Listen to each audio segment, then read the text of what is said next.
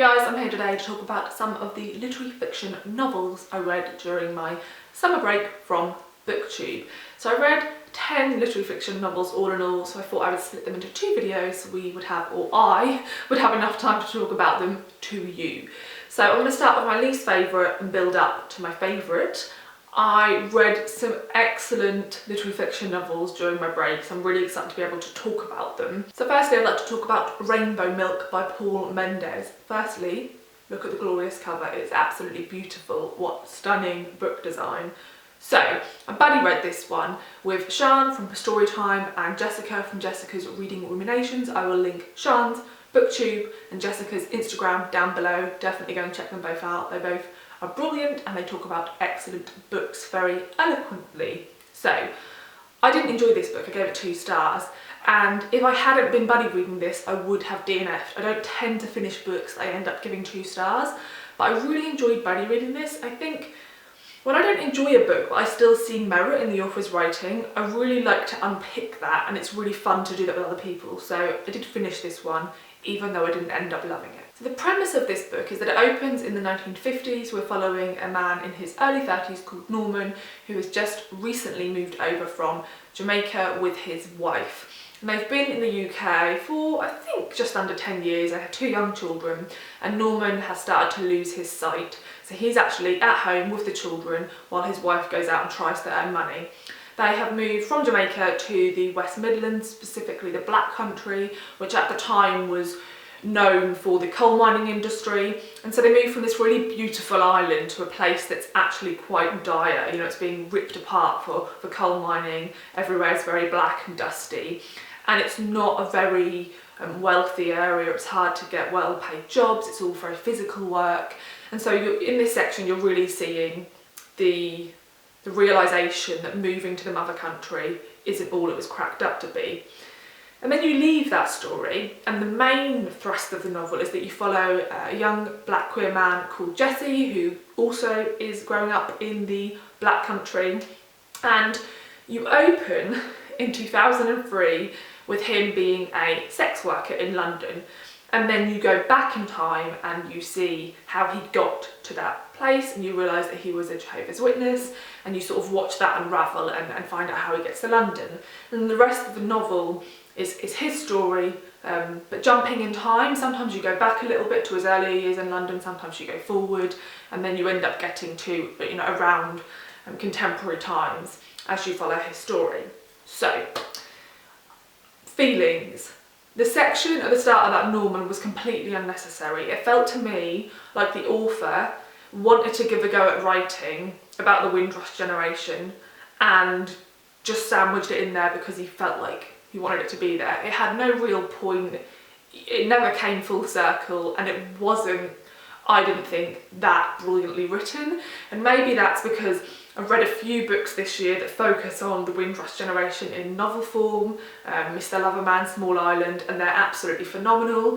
So when you compare writing style in this novel, I just felt it lacked some subtlety compared to those perspectives. And then in terms of the main novel, there were sections of this which were excellent. This book is very explicit in terms of sex scenes. I thought they were brilliant, excellently written, beautiful, desperate, sad, exciting, like every emotion. They were excellent. And I felt that some of those chapters could have been completely taken out of the novel and been standalone short stories, and they wouldn't have felt like you were lacking something, but they would have been perfect in and of themselves. But I felt there was other sections that just were not great. I felt like the non-chronological order didn't really add anything. It was a bit jumbled. And interestingly, Sian found an article that was an interview with the author about how the novel came to be, which I will link down below with the details about the book. And I read the article after I'd read the book, and it explained everything. The author basically said over many years he was writing non-fiction, sort of memoir-style essays about his own experiences, and then at some point he decided to try and pull them together and make them into some form of a novel. And then he had also written a non-fiction type essay about his grandfather's life, so that was Norman's section, and he sort of changed it all to third person, sent it to a publisher, and they were like, absolutely excellent, we'll publish that. And that makes complete sense because it feels very much like lots of different tones, a bizarre order. Some of them feel like they were very true to his own experience and therefore excellently written, and others just felt a bit, I don't know. So I will watch out for whatever Paul Mendes does in the future, because I think there were some points where he wrote beautifully, but I think the editors should have done more work on this novel and tidied it up a little bit more. So I ended up giving this 2 stars. Overall, it was just a bit messy and disjointed, but there was sparks of brilliance. Next book I want to talk about is Your House Will Pay by Steph. So I ended up giving this book 3 stars. I really loved it to begin with, and I thought it was going to be like a solid 4-star read, and then I just felt that towards the final third it got a little bit messy and I didn't love it anywhere near as much. So this book is following two main characters, but we also have sort of small scenes that are set in 1991. In these scenes in 1991, we know that a black teenage girl is killed during the LA race riots, and we know that in the present day we're following her brother as he goes to collect their cousin from prison. And we're following how he's trying to make sure his cousin keeps on the straight and narrow, and they keep reflecting back to the loss of their sister and their cousin Ava, and how there is still you know, lots of violence against African American people, and how that tied into the loss of Ava. And then we're also following a young woman who is Korean American. She's in her mid-20s. Her sister is not talking to her parents. She can't really figure out why. Her parents don't really properly talk to her. There's a big part of her past she doesn't really know a lot about. And those two families, their stories collide after a violent incident. Now, the first section before that violent incident was a pretty slow-paced novel, really looking into the histories of these families and the different struggles they both had, really. You know, the systemic violence against Ray and Sean's family, and how that's fed into their chances in society, the way they're viewed by people, their job opportunities, what that means to them in terms of class, and the areas that they are forced to live in. There's lots of amazing commentary in that story, and also with the Korean American family story, there's lots of things there about pride and dignity, and what it means to live in a country that's not your own and to have lost certain things and to not be able to pass those down to your children. So I thought all that was excellent and I was loving it. Then the violent event happens, which I don't want to give away, and I was still really enjoying it. And then it's like in the final third, the author decided they wanted to make this more of like, not a police procedural, but like a crime novel, I guess. And the pace picked up quite significantly. And I started to be able to predict what I thought was going to happen, and I thought, I'm going to be really annoyed if that is what happens, and it did, and I just didn't like it. And then the final chapter, I'm not going to spoil anything, but there's this sort of culmination of the story that's disproportionately epic compared to the rest of the novel, and felt like the ending to a really cheesy, over-the-top drama, and I could see this being made into a film, and that final scene just being so cringe. So I felt really disappointed at the end that the author had gone there, to be honest. But I also felt like there was so much excellence to be had in the first chunk of the novel that I would 100% read anything else and that Steph brings out. Just to quickly say, the murder of Ava in 1991 is based on an actual case. A lot of you will know that case, but I'm not going to sort of mention it explicitly, because if you don't know, then there's certain aspects of the novel which will be like unveiled to you. So I don't know really what the author's intention is here, whether she wants people to go in not knowing or knowing, and therefore I don't want to like spoil it. It's a weird thing to say spoil something when it's so clearly based on a, like so closely mirrors this real life crime. but I think you could easily just Google this yourself and find out without me explicitly saying. So yeah, just wanted to mention that. The next two are both like 3.5, 4-star reads. I can't decide which one I like more, so just understand that these aren't really in an order. But firstly, Exciting Times by Naoise Dolan. I've heard lots of people talk about this one. Obviously, it was compared to Sally Rooney, and I get the comparisons, but I do think there's certain aspects of their writing which are very different. So in this, we follow 22-year-old Ava. She leaves Ireland to go to Hong Kong to teach English as a second language. And whilst there, she meets a man called Julian who's super rich, and she ends up basically living in his apartment rent-free. They're friends who also fuck, and it's all a bit complicated.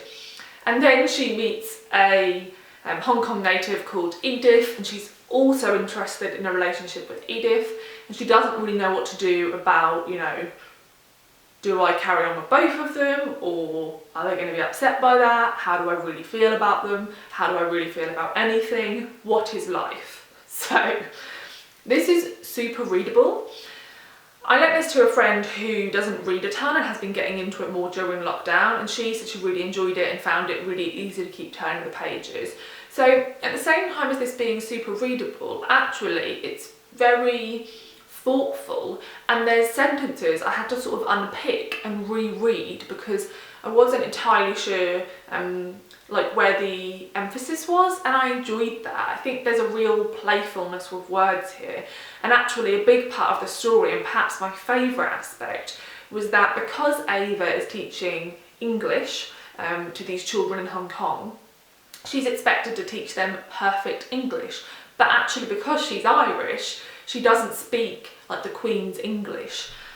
So she has to mispronounce words. She has to pronounce words in a way she wouldn't normally. It's not natural to her in order to teach them to these students. And they ask her a lot of questions about, well, why is it said like that? Why are the words in that order? And she can never really answer them.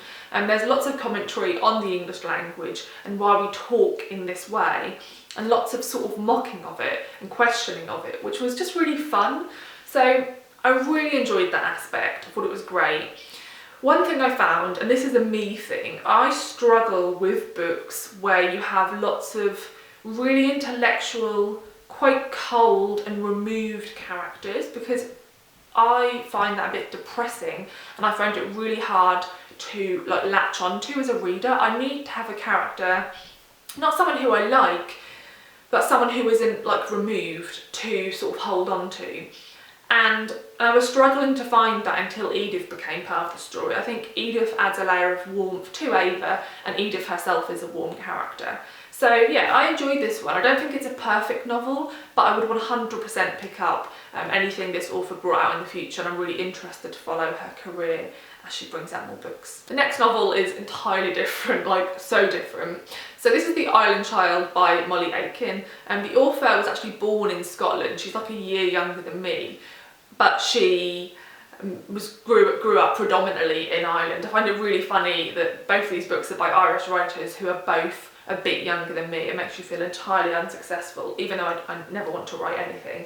But just measuring my life against theirs in any trajectory is hilarious. Anyway, I'm sure lots of us feel like this when we see really young authors bring out great books. So this follows two timelines, one being present day and one being a bit before. I'm not entirely sure when, because we're never really told, but our main character is like middle-aged in the contemporary storyline. So I think the early storyline is like 70s or 80s, okay?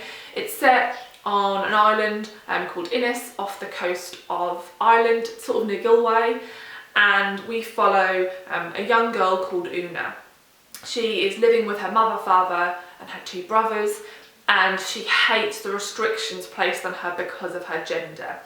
Her mother is really depressed and sometimes quite cruel to her, and there's lots of commentary on what it's like to live on this island as a woman, and also on how everyone is so... There's a bird tweeting, I'm sorry if you can hear that, I don't know if it's sitting on the top of my chimney, I think it might be. And also how when you live on a really small island with a very small population, everyone knows everything about everyone's lives. This is a really interesting novel. It's beautifully written, incredibly atmospheric. I listened to it on audio and it was wonderfully narrated. I'd highly recommend it on audio. Although I will say, I feel like this one hasn't necessarily stayed with me as well as a lot of the other novels I'm talking about, even ones I've enjoyed less. And I fear it's because I listened to it on audio, and actually I listened to it over about 4 weeks because I had quite a lot of pain during that period, and so I was just not really reading at all. I just was binging TV. And I think that's part of it. I think I should have listened to it, you know, over the course of just a week, or read it physically, because there's loads of beautiful sections that I would, you know, want to read out to you if I had read it physically. But so anyway, so this is one I'll definitely reread to give it more of a chance, because yeah, I think this has a lot to offer that perhaps I missed. So we're following that storyline, and this book has like a ton of themes. So her brother is getting a bit involved with this priest, and she's worried he's becoming too obsessed with the Bible, but she's also aware that he doesn't seem to be following this sort of trajectory that is expected of him in terms of his gender. And there's also a young boy on the island, and his mother, who isn't Irish and isn't really welcome on the island, and everyone sort of views as this sort of selkie type creature who's trying to like tempt all their men, and there's a really beautiful story there. And then we also have the present day storyline, and in the present day storyline, Una is trying to find her daughter. Her daughter, who is around 20, has just run away. They live in Canada, and her daughter has disappeared and she doesn't know where to. Her daughter disappeared after an argument in which something that Una had kept secret for many years was revealed. And you get this sense in that storyline that Una has lived a life with her husband and her child of secrets and lies. She hasn't revealed anything to them about her life, and she's lived a life where she's really struggled with depression, following lots of trauma that happened on the island. Now I will say this book does have some sexual violence against women, which is commented on in terms of the trauma that comes from that. So if that's something you don't want to read, avoid this novel. I thought it was great. What I loved about this is, in a lot of ways, this feels really like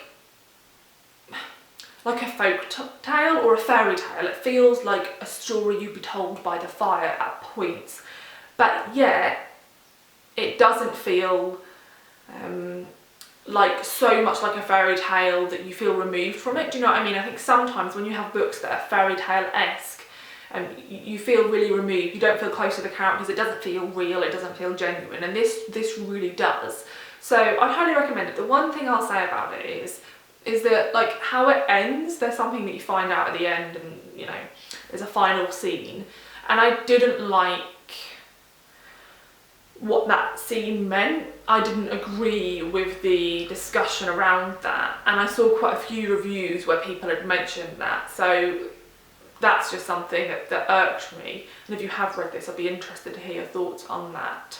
But yeah, I really enjoyed this. I thought it was beautifully written, and again, I'd read anything this author brought out in the future. I've only just realised I just spoke about 4 debut novels, so this last one is not a debut, and that is Silver Sparrow by Tayari Jones. I loved this book. Buddy read this with Simon. It was a delightful buddy read. I think this is a perfect book club book. There's so much to discuss in terms of where you think the plot's going to go, but also what you think about the characters, in which ways you judge them, who you think is wrong or right, good or bad. It's excellent. So this story follows 2 girls, young girls to young women, who both have the same father. One of them, Dana, is his secret daughter. He is married to her mother, but he married her mother after he already married Laverne, who is the mother of Charisse. So he's a bigamist, and Dana and her mother know that, but Laverne and Charisse are not aware that the other family exists. They live in the same town, and so Dana and her mother have to constantly come across Laverne and Charisse as they move through their life, and they're also restricted because of that. So the first half of the novel is you following Dana and her mother Gwendolyn and their relationship with her father, and you seeing all the ways in which she loses out. So for example, she might get a job at a theme park, and her father will say you can't work there because Charisse also got the job there, and I don't want you to ever meet one another. Or she might want to go to a really good school or a really good university, and again her father will say, no, you can't have that because Charisse wants those things. Or he can't afford as much for Dana because he's paying publicly for Charisse to have those things.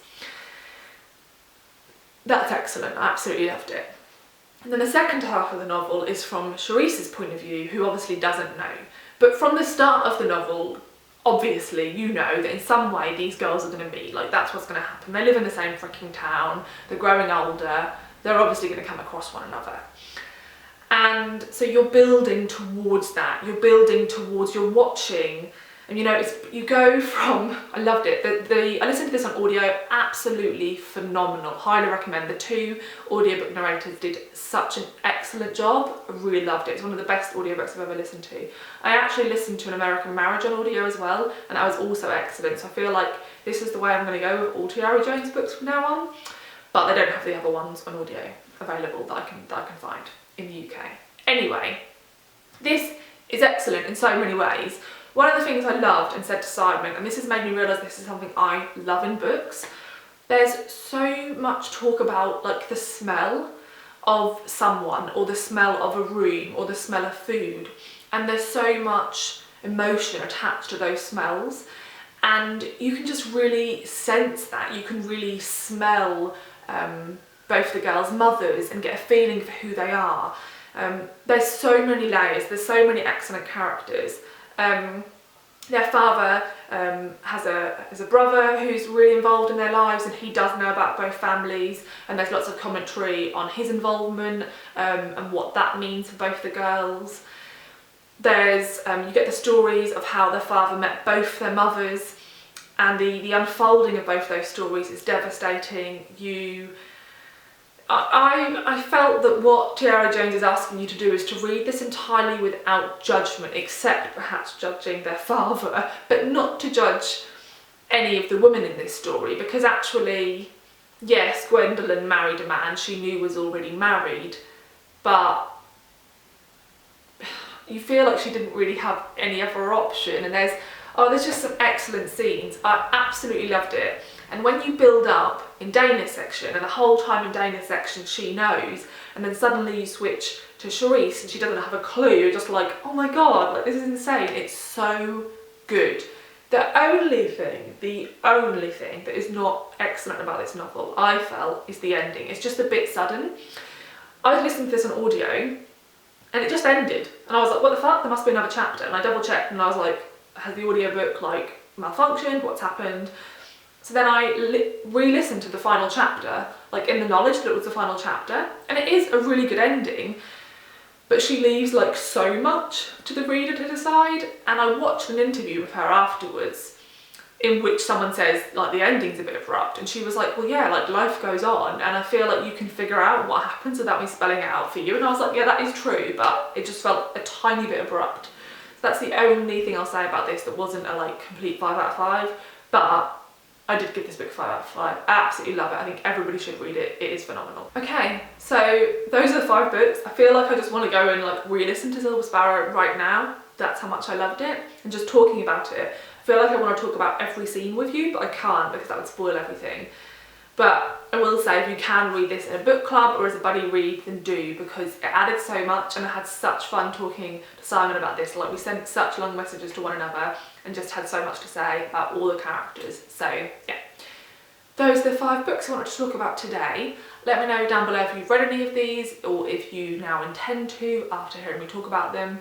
I'd love to hear your thoughts, and also do feel free to recommend me any books that you think, based on what I've said about these books, I would enjoy. Thanks for watching, and I'll see you in the next video. Bye!